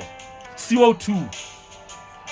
we ngwala mo technical ke ya Department of Labour ge e tla ka mono e tla through Department of Higher Education go e ngwala ka kwa go Labour ka mola ba e bitša ka le lengwe leina ba e ngwadiša ba e conductor exam le bona direct mara ge e tla through higher education ba e bitša installation rules re na le yona wa di ngwala ka gore na ka mo wa fetša wa khotša statement South Department of Education wa ya kwa go Labour wa applyela ready ticket ya gago ya go practice a license ya go robe inspector ya mohlagase jwale e re go sebela ngwana ntate le kgono le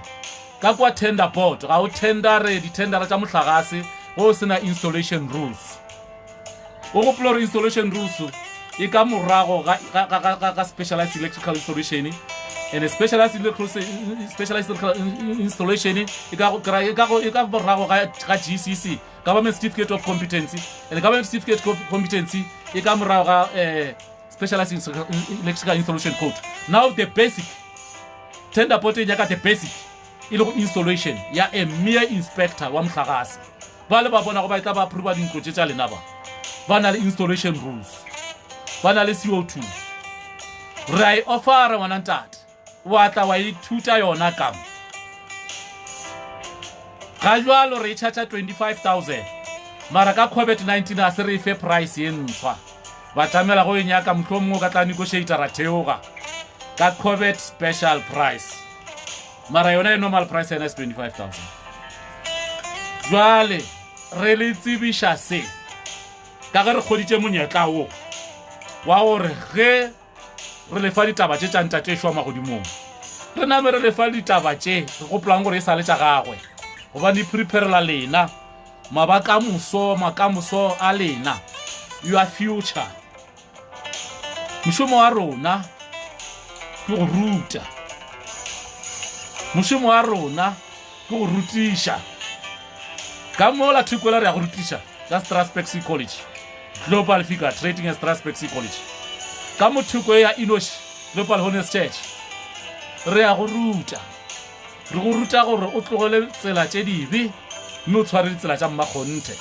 re ruta gore o tlogele ditsela tše šele o tshware ditsela tša nnete gore o ruta gore o tlogele mekgwa ya go bola ya manyala mme o tsamaye ka tsela yeo modimo wa go a re kgethetše go yona go a kgonega ngwana ntate wa ba le tsebe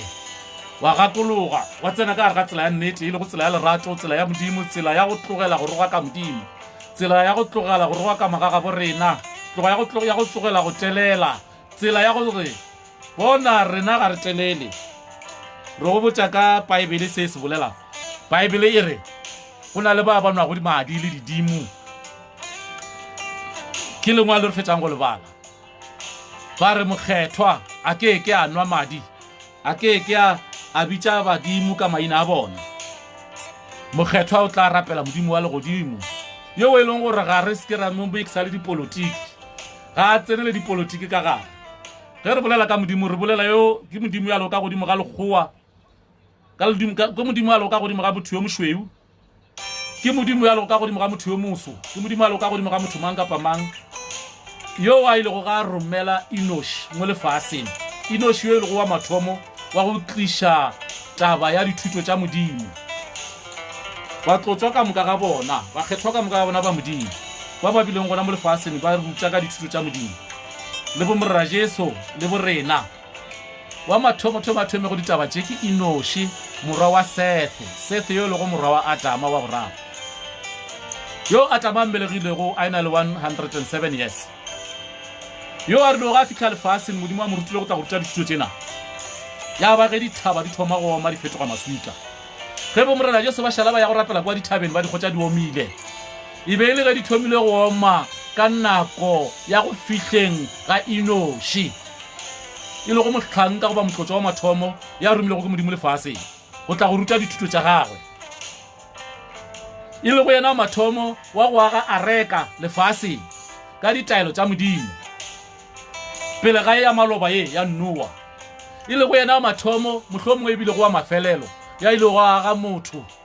a mmodulela moya phela jwa ka ge Atama ile a dira modimo ile a dira bjalo ka koko wa rena Atama bona ba ba malobanyana ba bo Moshe bo Noa bo morena Jesu bo rena ba lekgono bo ntate Maseti tše ka moka ga tšona re šetše mohlala wa Enoshi re tsamaya godimo ka mohlala wa Enoshi o modimo a go mo romela lefaseng purposely for wona go tla go ruta lefase ka dithuto tsena bjale ke ka mo ke re gore na re ya go ruta ka mo go Enoshi Global Holiness Church gore o tlogele mekgwa ye mebie o tlogele timelo o seke wa mixa dipolotiki le taba tša modimo wa re ka gore di tlile ka makgowa ge o tephora wa re ka re tlile ka makgowa go raya gore ke taba tša Europa no you are totally wrong modimo o rile ga tsena a roma bahlanka ba gago ba tsenela ka Europa e fela le kgono ba mo South Africa ntho ena ya tsamaya ke lebele jalo ge e tla ka re tsenetse ka Europa e se ka re ge e fitlha ka morana mara e tšea gore ke taba ya Europa ke taba ya modimo eno ba ile gore e tsenetse ka Europa bahlanka ba modimo ba tlotswa ba modimo ge ba tsena ba tsenetse ka fao go ya ka kwešišo e leng gona bjale ntho ena ya mona e tla ka mona e tsamaya e tla ka mona e fela ga sanka ya tsenela ka Europa fela le kgono ge re bolela ka Egypt mo Africa gona moo Baiseraele ba ba tshwere bokgoba teng gona moowe Moshe a go ba tšea gona a ba bušetša morago ba boela nageng ya Kanana gona moo Moshe a go betha lepara ba tshela lewatle go a bulega ba tshelela ka mohlaolo jalo go rialo a re gapologeng bana ba ntate re tsebeng gore le yona Baebele e ge ba e prepare la mafelelo e ba Baebele ba e tšere godimo ga dithora tše di be go di ngwala ke bana ba modimo ba tlotswa ba modimo ba profeta ba modimo ba feletše go maloba ba profeta ge go e ka morena Jesu mo go Zakaria 13 verse 1 up to 6 e tlhaloša taba eo ka botlalo ya ba ile ge ba laelwa ke modimo gore ba ngwale ditaba tše fase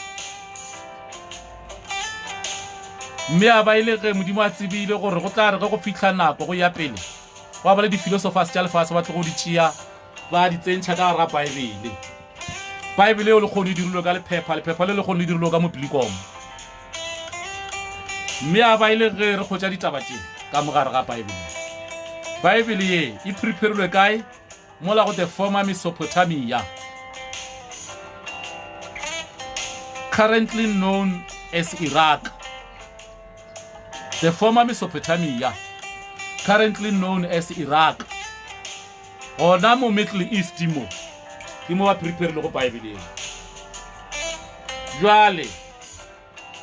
a re se ka nra ga kanega bana ba ntate e fela yona Baebele ya felela there are plus minus 200 books tše e leng gore di-philosophers tša lefase ba itše ge ba e prepara ba re kwa ba di tsentšhe ka re ga Baebele mohlomongwe ka bona ba re kwetse botlhoko ba bone ka re tlo re imela wa ba e kgoloso ga re tsebe lebaka la bona mara ke gopola gore it was through the politics of that particular time that were instructed them through the influence of Satan and his two brother fallen angels that were dismissed or chased from our kingdom house, from our Father, from our Almighty God. I think it was through that influence that really made them to change the decision of carrying on with the Bible, that big Bible, the full Bible that was carrying all the scriptures or all the books that were copied or taken from the so-called testimonies. I mean, the Torahs that were written directly on them. So for that reason, Satan a lemoga gore ka gare ga mangwalo a re ilo topa se sengwe mme a ba ile go tlhakane le megopolo ya lefase ye yo nyakang gore busha ka thupo yeo e leng gore re tlo kgona go lemoga gore Moses e be le motho yo moso yeo e be go nyaka gore lemoša gore tlo lemoga gore Moses, the black Moses, e be le motho yo moso jwalo ge re ntšha ya le ka go utamiša ditaba tše bona mangwalo a Moses a gona ka mogare ga Baebele re hwetša fela a mangwe a bolelago ka Moshe mara mangwalo a Moshe a gona ka re hwetšanyana gannyane fela a bolelago ka Enoshi ka gore Enoshi yo o bopile motho a modula moya pele e fela mangwalo ya mabedi a go rakiwa le godimong le diabolos bao ba be go bantši ba le gona before Enoshi a e tla lefaseng ba šetše ba tšhetše moya ya ditšhila mo gare ga bana ba batho ba rapela badimo sebakeng sa go rapela modimo bao ba ile ba kwatiša modimo ba dira gore modimo a romele Enoshi lefaseng go tla go ba gakollo e le ge batho ba ba rapela badimo ba tsene ke moya ya ditšhila ye e tšwago go mangwalo ya mabedi a o tšatšeng ke tlo go lefa maina a bona bao e leng gore ba rekile le godimo le morajese bona mangwalo awe a re ge Enoshi a fetša go bopa motho a modula moya ba tšhela moya ya ditšhila mo godimo ga moya ga motho o la bopile go Enoshi gore modimo a blame Enoshi gore bopile motho a mo tšhela moya wa ditšhila e fela Enoshi a sanka fela pelo o tswile pele a tswela pele ka mosebetsi wa modimo a rera a ruta bana ba modimo a lebelela a bona go sala le ba dinganga ba go swana le wena ngwana ntate ba sa dumeleng gore modimo teng ba mohlomongwe le kgono ba fashionalize go taba ye ba e politicize go ba tšea o kare taba tša modimo di tsamaiša le tša dipolitiki tša lefase ba sop modimo tla go bontšha bothata o seke wa leka taba ye modimo teng o seke wa nketšiša nna ke re morena Jesu ga se modimo. This is not politics. It's what we have read here in the Bible. And then le ena morena Jesu o boletše ka molomo wa gagwe ka moga mangwalo a Johana 13 verse 16, Johana 13 verse 20, Johana 13 verse 31 to 32 gore ga se ena modimo le nta ke re ga se nna modimo e fela tše ke di tsamayago ka tšona moo ke tša ntetešwa magodimong yo a mphile go mangwalo ya mabedi a tsamago le nna a ntšhireleditšego ka dinako ka moka gore ke sebetse mosebetsi o na gago yena yo wa go mpea bogoši jwa legodimo yena yo wa go mpha thupa ya legodimo gore ke kgone go tla go lwa le moloi ka yona gore ya le ngwana ntate sebakeng sena ke a dumela gore ditsebe tše di utlwa go di utlwile ke a dumela gore tsebe tše di utlwa go di utlwile ka re go ile go ya pele Enoshi ya pele a ruta morago ga go bopa motho modimo a mo fa instruction ya gore a die a reka go tsene ba nago le tsebe ba mošalago morago ba šalago ka ntle ba šale ka ntle a dira a reka metsi fula atla metsi fulawe ba khoutile gannyana ka re ga Bible go lengwala la Amos o ka re ke Amos 8 verse 5 mo morena a rile go tsena ka re ga buka ya Enoshi o tla hwetša ga morena a bolela ka ba no khouta gannyana o tla hwetša ga modimo a bolela a re dira a reka ke nyaka go ba kgopa gobane ba bitša medimo e šele ka leina laka ba mbapiša ba mpeakantšha le badimo le batho ba šele e le ge ba tšea digauta le nene ba bopa di-image ba bopa di-idols ba di rapela ba re ke modimo a selekega ka taba tšeo jwale ke a go gopotša ngwana ntate ke re le mo go Habakuk 2 o bale the whole scripture o tla hwetša gore modimo ga a tsamaišane le badimo modimo ga a tsamaišane le modimo e šele ene ebile ga Habakuk 2 o bolela gabotse gore tsona di-pastors tšea di fela go di le tshwara ka di-magic ba le buša ka dipaiki ba dia diotše ka moka ba dia di-stage drama le lena le batho ba ba bribe-lego mo stageng Habakuk 2 e re ba gona batho ba ba ka bawe ya e hlatselela e re ke baruti ba maaka e re ke baruti bawe e le go gore ba šomiša dipheko baruti bao ba hlankela go modimešeng ga se nna ke Habakuku 2 o kgona o nreporte ke o seka ka Bible go ntšha ke Bible ga se nna ke Bible ge ba ntshwara le Bible ba re ka gare ga Bible ba re shere ka mengwaga jalo ke bolela se tswa go ka gare ga Bible bona o nkwešiše ka gare ga Bible mangwalo di-scriptures tše lego ka mo ke tše di tšwereng godimo ga dithora tša transferwa ba tša translatewa ka mo gare ga Bible fela ga tša re kwa di tsene ka mo ba buša ba hafola tše ding over 2 plus minus 200 scriptures bona mangwalo a sengwe gore ka gare ga Bible a nyake ka gare ga Google o tla kgwetša ba kgwetša ditaba tše go nyaka o di kgwetša ka pela ka bokgausi ka re the book of Enoch ke ye koto ino tsena mo ga gore what was the role of Enoch in God or in Bible o tla kgwetša ditaba tše ka bokgausi a se yena le noši buka ga go itšhilego ka mo ke tše dingata jalo wena ngwana ntate se bohlokwa ke tsebe le pholo ya ka mo gare ga Enoch ga re go be letsogo e fela se re dile mehlolo se re foditše ba bantši ka modimo ona wa rona ga re go be letsogo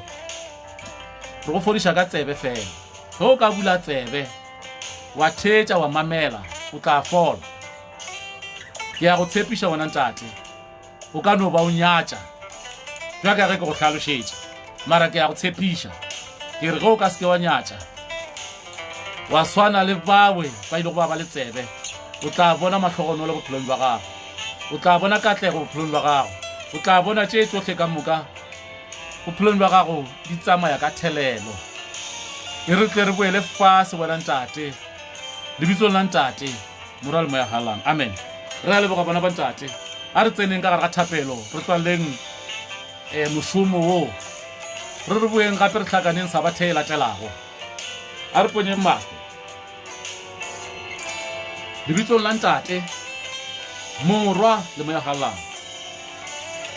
wena modimo wa Atama modimo wa Seth le Enoch modimo wa ka modimo wa lerato modimo wa nnete yo šetše gore tletše mehlolo ra e bona ka go fapana mehlolo e re kgonang go paka ka yona ra kgona go paka bogolo jwa gago ka wena re ya go mema ntate re re tswa ka gara mosebetsi ona le rona mohlwe le rona phirimang ena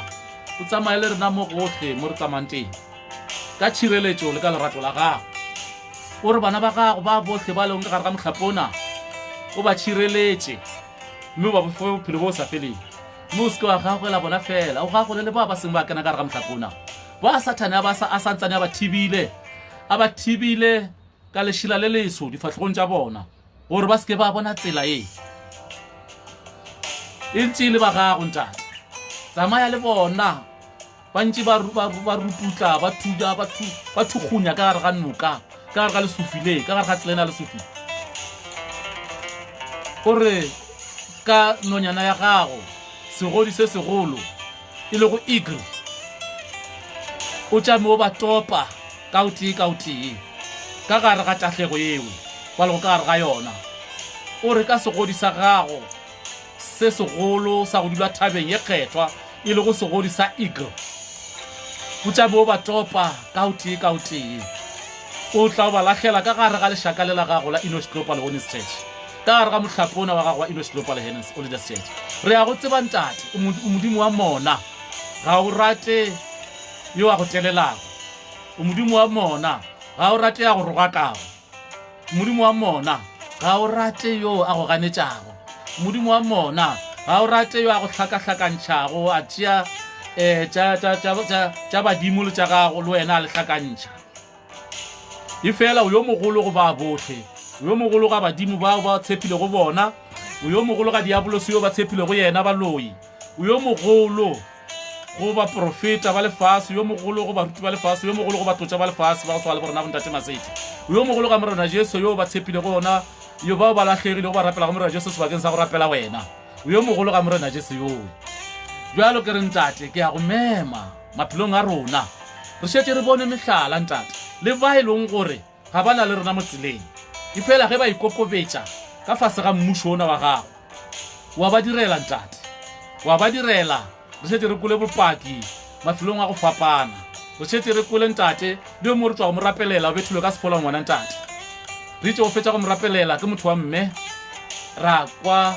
gore no o itse ge re tsa mama a robola boroko jo mongwe le pain ela ya tšhaba ene le ntho ya gagwe ya gafolega o bethulo ka sepholwane mo leotong la left ga se kgale re tswa go mo rapela e ka no ba last week or last of last week ke mission re ile ra mo rapelela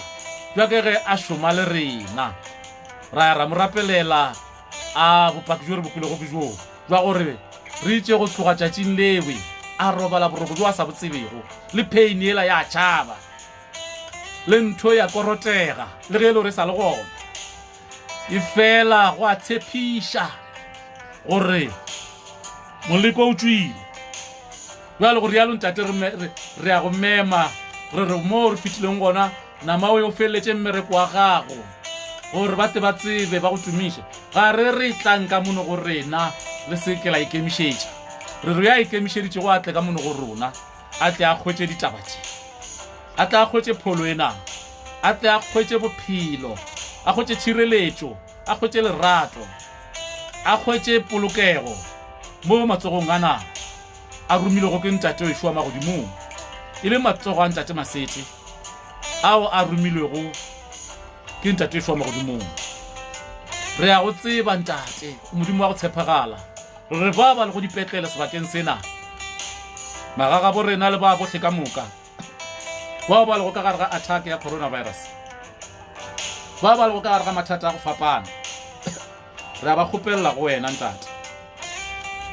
tsena ka gare ga maphelo a bona o ntšhe kokwane tlhoko yeo o bo o isuele ka lesuele la gago la legodimo gore batle ba kgotse thušo go tswa go wena ntate gomme gore ge go diregile jwalo ntate ba kgone go hlokomela ge ba fodišitše ko wena gobane ba le tlhokomelo ke bao ba boago ba tla ba paka le ge re senkera ba mema gore ba tle ba re pakele e le ge ba bona bogolo goba ba hlakane bogolo jwa gago jo ba bo kgweditšego ka mohlapona wa Enos Global Holiness Church re ya go mema ntate ka gare maphelo a rona re ya go mema ntate re fodiše re ya go mema ntate re ntšhe ka gare ga mathata re ya go mema ntate re gaogele re ya go mema ntate tsamaya le rona maphelong a rona ka go fela re ya go mema ntate romela nonyana ya gago ya eagle e tope segodi sa gago sa legodimo sa thaba e kgethwa se tope bana ba gago ka gare ga tahlego se tle se ba lahlela ka gare ga ntlo ya gago mohlapo wa gago wa Enos Global Holiness Church lebitso la gago ntate mo rwale mo ya galang amen re ya go leboga ntate